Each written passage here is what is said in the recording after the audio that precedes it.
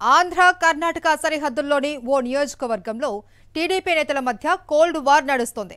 ప్రస్తుత ఎమ్మెల్యే వైఖరిపై మాజీ ఎమ్మెల్యే నిప్పులు చెరుగుతున్నారు. తనకు రావాల్సిన టికెట్ను గత ఎన్నికల్లో త్యాగం చేసినా తనకు ఇవ్వాల్సిన విలువ కూడా ఇవ్వడం లేదు అని మండిపడుతున్నారు. దీనిపై పార్టీ అగ్రనేతలు చంద్రబాబు, లోకేష్లకే ఫిర్యాదు చేసి తాడో పేడో తేల్చుకోవాల్సిందే అని సదరు మాజీ ఎమ్మెల్యే అగ్గి మీద ఫైర్ అయిపోతున్నారు. ఇంతకీ ఎవరా నేత, ఏమా నియోజకవర్గం, ఏంటా కథ? ఆంధ్రప్రదేశ్, కర్ణాటక రాష్ట్రాల సరిహద్దుల్లోని మడకశిర నియోజకవర్గ టీడీపీలో పరిస్థితి ఏమీ బాగాలేదు. శ్రీ సత్యసాయి జిల్లాలోని మడకశిర నియోజకవర్గం నుంచి గత ఎన్నికల్లో టీడీపీ తరపున ఎంఎస్ రాజు పోటీ చేసి విజయం సాధించారు. ఎమ్మెల్యే పదవితో పాటు టీటీడీ సభ్యుడిగాను కొనసాగుతున్నారు.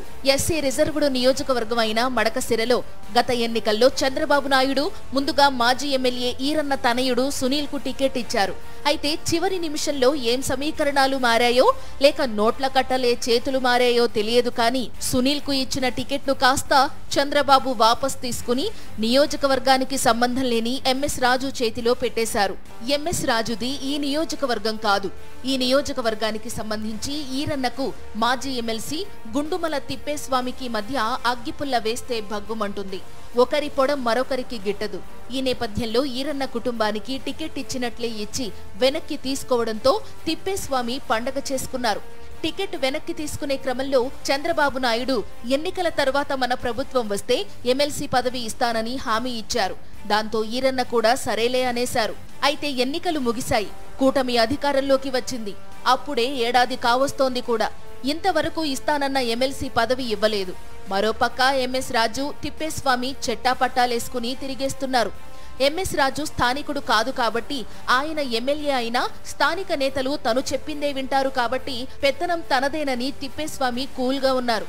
ఈ క్రమంలోనే మాజీ ఎమ్మెల్యే ఈరన్నకు పార్టీలో, నియోజకవర్గంలో ప్రాధాన్యత లేకుండా పక్కన పెట్టేస్తున్నారన్నది ఈరన్న వాదన. ఈరన్న కుటుంబానికే కాదు, ఆయన వర్గంగా ముద్రపడ్డ కార్యకర్తలు, ఇతర నేతలను సైతం పక్కన పెట్టేస్తున్నారు. ఇది ఈరన్నకు మండుకొస్తోంది. ఇస్తానన్న ఎమ్మెల్సీ పదవిని ఇవ్వకపోవడమే కాకుండా తనకు నియోజకవర్గంలోనే విలువ లేకుండా చేయడమేంటని ఆయన మండిపడుతున్నారు.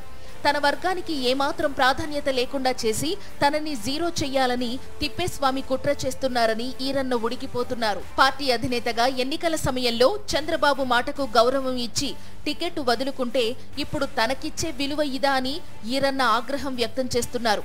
ఈ విషయాన్ని ఇలాగే వదిలేస్తే తాను పూర్తిగా తెరమరుగైపోవడం ఖాయమని ఈరన్న ఆందోళన చెందుతున్నారు. దాంతోపాటు తన వర్గం కూడా తనకు దూరం కావడం ఖాయమన్న భయము ఆయన్ను వెంటాడుతోంది. ఇప్పుడే తాడో పేడో తేల్చుకోవాలని ఆయన నిశ్చయించుకున్నారు.